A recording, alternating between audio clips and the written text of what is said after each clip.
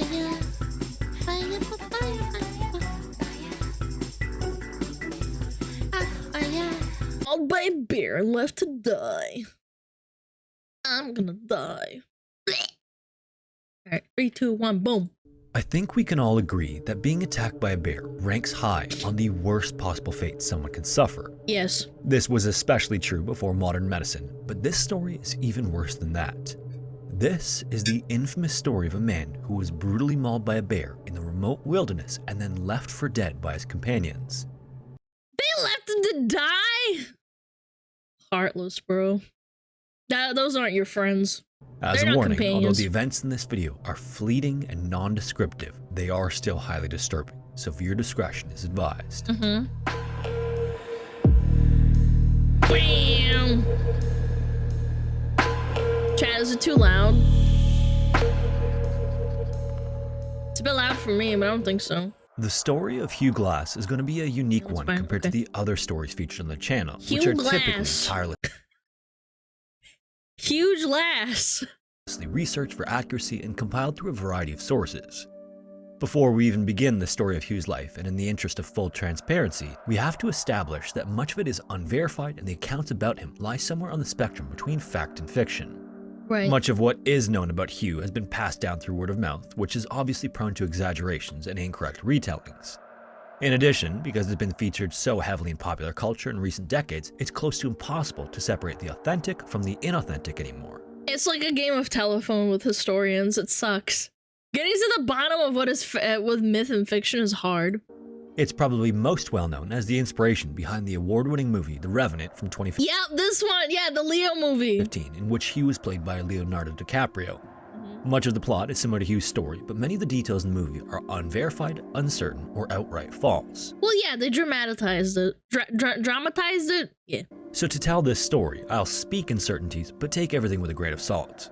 Where appropriate, I'll also present the different variations of certain events to present a full picture of the lore behind the man Huge and the glass. man behind the lore. So with all of that said, he was probably born in Scranton, Pennsylvania around 1783 to Irish parents, and next to nothing is known about his childhood, Isn't that where they filmed The Office? Scranton, Pennsylvania? I think so. upbringing, or early Cool. adulthood. The legend begins in the early 30s when some sources say he abandoned a wife and 2 sons to start a new life as a sea captain off the coast of Texas. In 1816, his ship was attacked by pirates captained by the infamous buccaneer Jean Lafitte. And afterward, Hugh and the crewmen he employed were offered 2 choices, either join them and become pirates or suffer an agonizing death. The choice required very little consideration, and Hugh then spent up to 2 years robbing, pillaging, plundering, and killing for Lafitte until he escaped in 1818. Lafitte! Afterward, along with a companion, Those damn Frenchies and their piratism. Hugh successfully traversed from Galveston Island through the shallows of the Gulf of Mexico and on to mainland Texas, but they weren't out of trouble just yet. Cool. Hugh and his Texas. companion then headed north, and as they did, they trekked through territory belonging to some of the more hostile Native American tribes. The Karankawa, for example, which occupied much of the Texas coast, was known to be cannibalistic, but Hugh and his companion made it through the area without being detected. Damn. As they went further north, they also crossed into Comanche and Kiowa territory. They successfully evaded them too, but they were eventually captured by the Pawnee in what is now the state of Kansas. The Pawnees weren't known to be cannibals, but they did practice human sacrifice. Most often, this involved a young captive woman as the central figure in a ceremony known as the Morning Star Ritual. Instead of a young woman in this case, the Pawnee decided to use Hugh and his companion, starting with the companion. They then tied the man to a stake and embedded pine slivers into his skin, then lit them on fire.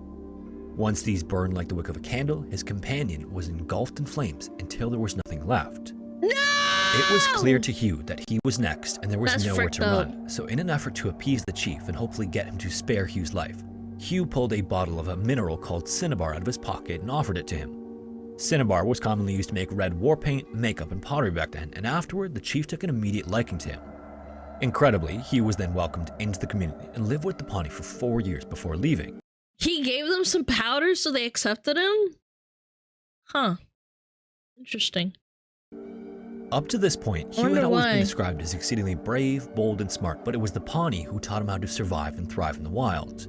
When he finally left the tribe in 1822, he came across an ad calling for 100 men to join General William Henry Ashley on a fur trading expedition up the Missouri River.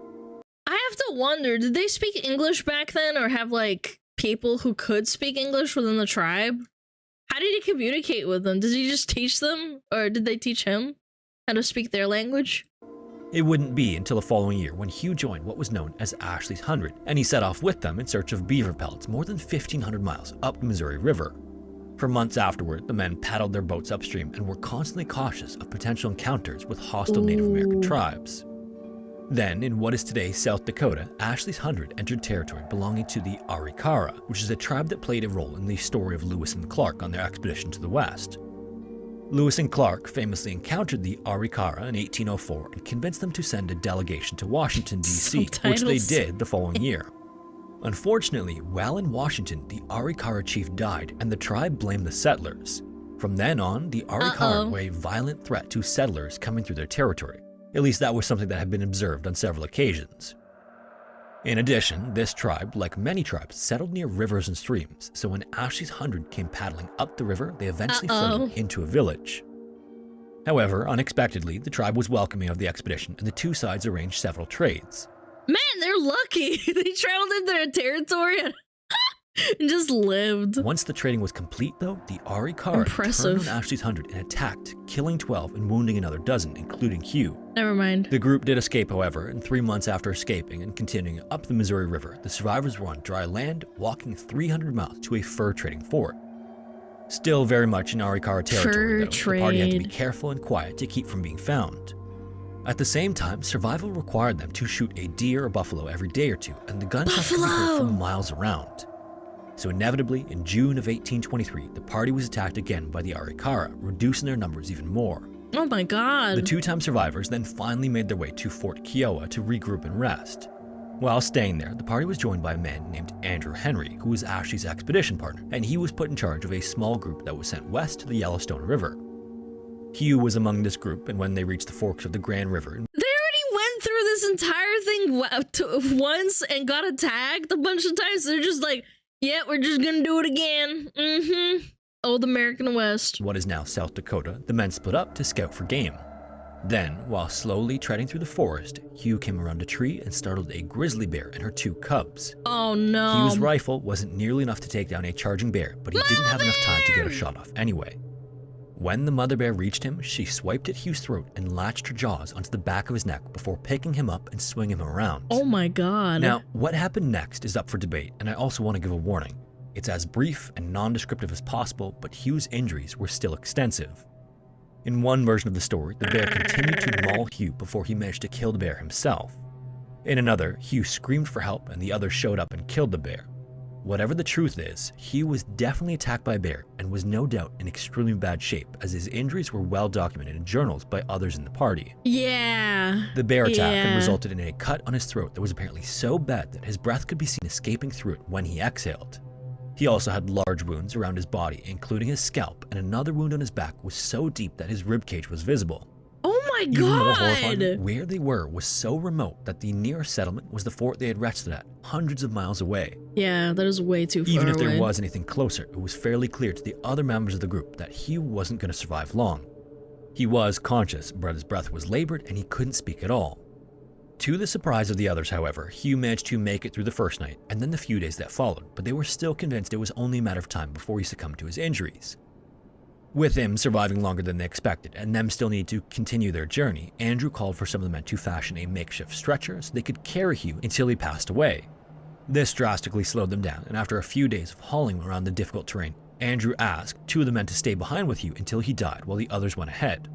Because there was extra money in it for those who volunteered, a man named John stepped forward, and right behind him was another man named Jim, who was just 19 years old. He elected to stay as a show of respect toward Hugh, and he wanted to make sure he had a fitting burial when he died. With that, the others resumed their journey while the 2 volunteers started digging Hugh's grave. But, I mean, I guess I get it. Like, you don't really survive that kind of thing. That sucks, bro. In the days that followed, John and Jim managed to give Hugh some water past the hole in his throat, but he spent most of the first few days drifting in and out of consciousness. How did he Then live, he developed man? a severe fever, and the end looked imminent. One version of the story says that the fever was an indication to John that their work was done, so John and Jim gathered up Hugh's rifle, knife, flint, gunpowder, and other supplies he would no longer need before hurrying in the direction the rest of the group had gone days earlier. In another account, John and Jim are attacked by Arikara warriors and had to run off, taking Hugh's rifle with them. Although the first version is seen as much more likely according to scholars. Either way, institutional scholars agree. You hear that, chat? Even in his hazy state, Hugh heard every word the two men said as they took his belongings, and he was aware that they were essentially leaving him for dead. Whether this drove him to survive or not, Hugh's fever broke after a few more days and he became much more lucid. Next, it's unclear why he just laid there and recovered. That is mind-blowing to me. With no drugs, no medicine. Like, oh my god. Special, but the rifle the men took was sentimental to Hugh in some way, and in his mind, he was set on getting it back. When he could, he finally looked down and took stock of his injuries and had to have been horrified to see that he was essentially rotting. Oh my god. His wounds were both infected and filled with maggots. Now, as disturbing as that is, this can actually be preferable in some circumstances, as they will eat the infected tissue and promote healing. So rather than clean the wound, he left it as it was. After that, next to where he was left was a buffalo berry bush that he managed to pick some of the berries from. He then ground the tiny berries into a paste and mixed it with spring water before gulping it down. Then a few days later, he noticed a rattlesnake coming toward him, and when it was close enough, Hugh hit it with a rock several times. Then, after removing the venomous head, this guy has like no way of breathing properly. He's breathing through a hole in his neck, and this guy killed a snake to survive. As he was still unable to move much, and without the necessary supplies to build a fire, Hugh consumed the snake raw. It's unknown how long he was immobile and recuperating the forest for, but as his condition kept improving, he knew he needed a plan. Standing was impossible with a broken leg, but he had to get back to Fort Kiowa somehow, even if he had to crawl the whole way back. The problem was that Fort Kiowa was at least 200 miles or 320 kilometers away. There are mixed accounts of how Hugh reached civilization, but in one, he set his own broken leg and crawled most of the way to the fort before finally making it to his feet.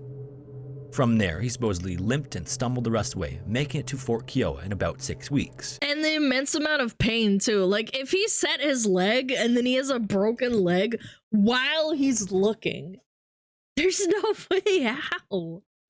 In another version, he dragged himself through the forest doing anything he possibly could to survive, including chasing a pack of wolves off a buffalo carcass so he could eat and dry the strips of meat on the journey ahead.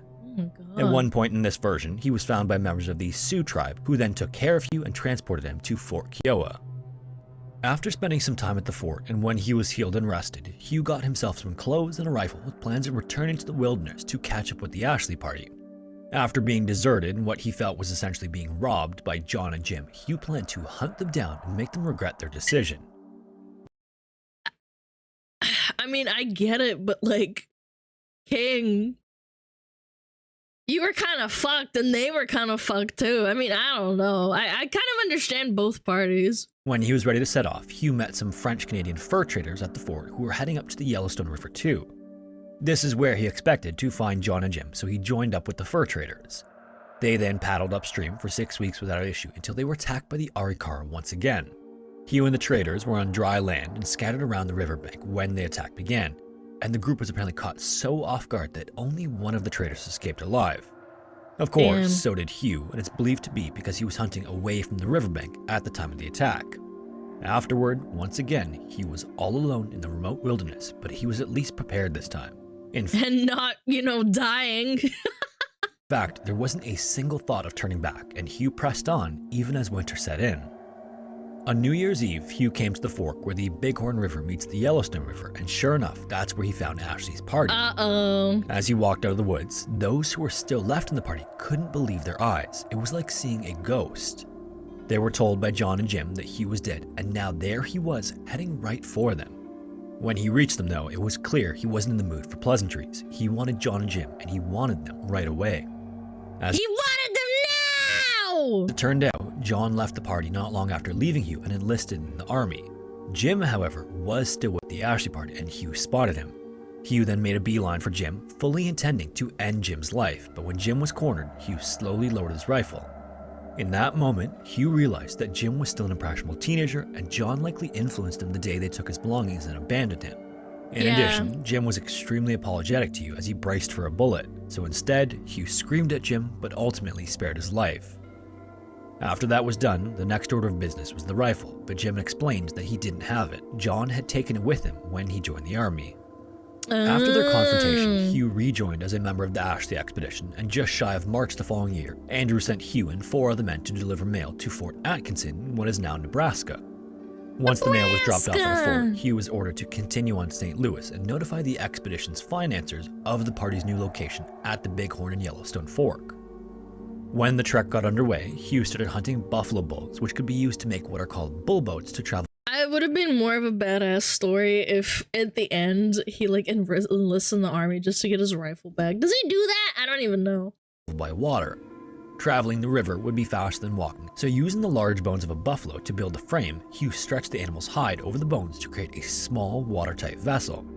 When the boats were completed, they launched into the northern Platte River, and as expected, they were covering much more distance in less time. The trip continued on until they came upon an Arikara village, almost inevitably at this point. They keep running into the same drive, bro. I mean, the tribe, not drive. How unlucky. One story says they were under attack almost immediately, and another says the tribe's chief welcomed them into the village, which was a tactic Hugh had witnessed before. It's unclear how they became acquaintances, but in this version, the chief knew of Hugh and invited him for a smoke. But then, while with the chief, Hugh noticed that the other tribe members were stealing supplies from their boat. When Hugh jumped back to his feet, the Arikara began their attack, and 2 of the 5 men in the party were killed. Hugh and the 2 others got away by jumping into the river, but in the frantic escape, he dropped the rifle he had gotten from Fort Kiowa. So alone and without a weapon once again, Hugh pressed on another 400 miles to Fort Atkinson.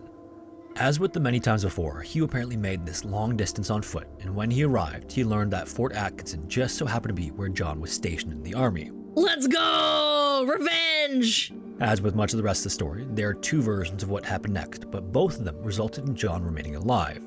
In the first, there was a significant hurdle between Hugh and the revenge he so desperately wanted.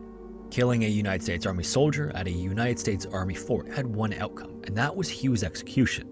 So instead, before he left the fort for St. Louis, Hugh told John that when he finally left the army, Hugh would be waiting to kill him.